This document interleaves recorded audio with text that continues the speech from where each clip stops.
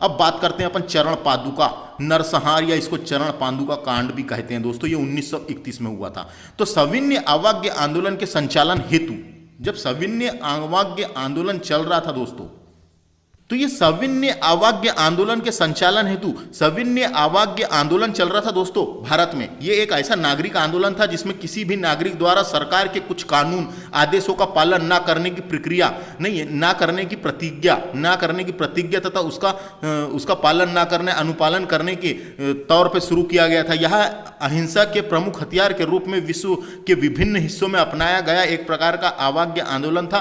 तो ये सविनय अवज्ञा आंदोलन था। क्या था करके समझ में आया क्या? सविनय अवज्ञा आंदोलन क्या था? तो सरकार के कुछ कानून आदेशों का पालन ना करने की प्रतिज्ञा ली गई थी इसमें, कि हम ब्रिटिश सरकार की कोई भी कानून को नहीं मानेंगे, हम उनके आदेशों का कोई पालन नहीं करेंगे, है ना। तो ये एक आंदोलन चलाया गया था। तो ये संचालन हेतु, तो ये चल रहा था, ये आंदोलन सविनय अवज्ञा आंदोलन चल रहा था। तो संचालन हेतु विदेशी वस्तुओं के बहिष्कार, उसमें यह भी बात की गई थी कि विदेश अंग्रेजी सरकार ने जो भी वस्तुएं लाती है उसका बहिष्कार करेंगे। तो विदेशी वस्तुओं का बहिष्कार एवं कर अदायगी के मुद्दे को लेकर, कर यानी जो टैक्स वसूल करती थी, हर चीज में लगान लगाया करती थी वो, चावल में, कई सारी चीजों में, वस्तुओं पे, है ना। तो अदायगी के मुद्दे को लेकर 14 जनवरी 1931, डायरेक्ट क्वेश्चन आता है चरण पादुका कांड कब हुआ था? 14 जनवरी 1931 को मकर संक्रांति के दिन की बात है। मकर संक्रांति के दिन छतरपुर जिले में उर्मिला नदी के तट पर, उर्मिल नदी या उर्मिला नदी छतरपुर में बहती है। तो उर्मिला नदी के तट पर सिंहपुर चरण पादुका मैदान में, मैदान का नाम क्या था? सिंहपुर चरण पादुका मैदान में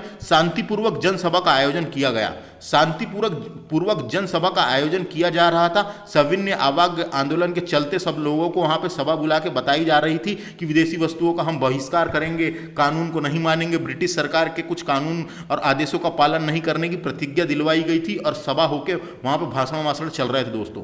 तो इस जनसंख्या की जानकारी, यानी इन जनसभा की जानकारी नौगांव स्थित अंग्रेज पॉलिटिकल एजेंट फीसर, इंपॉर्टेंट नाम है ना, स्थित अंग्रेज पॉलिटिकल एजेंट फीसर को पता चल गया कि कर्नल फीसर ब्रिटिश सन, यानी कर्नल फीसर को पता चल गया कि वहां पे सभा का आयोजन हो रहा है। तो सभा का आयोजन हो रहा है और ब्रिटिश सरकार के विरुद्ध किया जा रहा है। तो कर्नल फीसर ब्रिटिश सैन्य बल की कोल भील पलटन को लेकर, है ना, कोल भील पलटन बनाई गई थी उनके टाइम पे, ब्रिटेन के टाइम पे।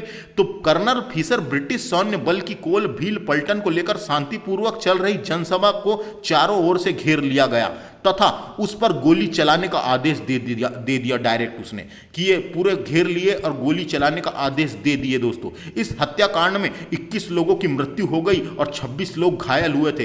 इस नरसंहार को पूरे बुंदेलखंड में अंग्रेज शासन के विरुद्ध लोगों को उत्तेजित कर दिया था। जब ये ऐसी घटना घटी दोस्तों, तो पूरे बुंदेलखंड में अंग्रेज शासन के विरुद्ध लोगों को उत्तेजित कर दिया था। पूरे लोग का दिमाग खराब हो गया था, पूरे लोगों का अंग्रेजों के खिलाफ, है ना, उत्तेजित हो गए थे, अंग्रेजों के विरुद्ध हो गए थे पूरे लोग। समझ में आया? क्योंकि बहुत बड़ी घटना थी ये, क्योंकि एक चल रही जनसभा में कर्नल फीसर आया और आने के साथ पूरी पलटन लेके आया और अंधाधुंध गोली चलाने का आदेश दे दिया था। इसी कारण चरण पादुका नरसंहार को मध्य प्रदेश का जलियांवाला बाग हत्याकांड की संज्ञा दी जाती है। इसी कारण दी जाती है क्योंकि मध्य प्रदेश का जलियांवाला बाग का हत्याकांड, क्योंकि चरण पादुका नरसंहार भी उसी टाइप का हुआ था जैसे जलियांवाला बाग हत्याकांड हुआ था।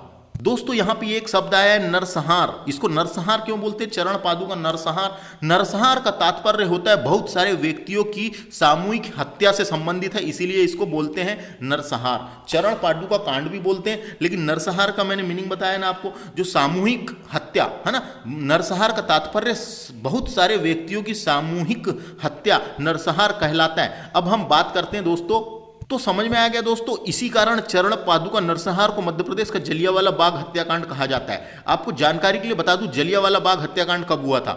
जलियांवाला बाग हत्याकांड की तारीख भी याद रखना है आपको, यह है 13 अप्रैल 1919। 13 अप्रैल 1919 को हुआ था दोस्तों। जलियांवाला बाग हत्याकांड भारत के पंजाब प्रांत के अमृतसर में स्वर्ण मंदिर के निकट जलियांवाला बाग नामक स्थान पर हुआ था।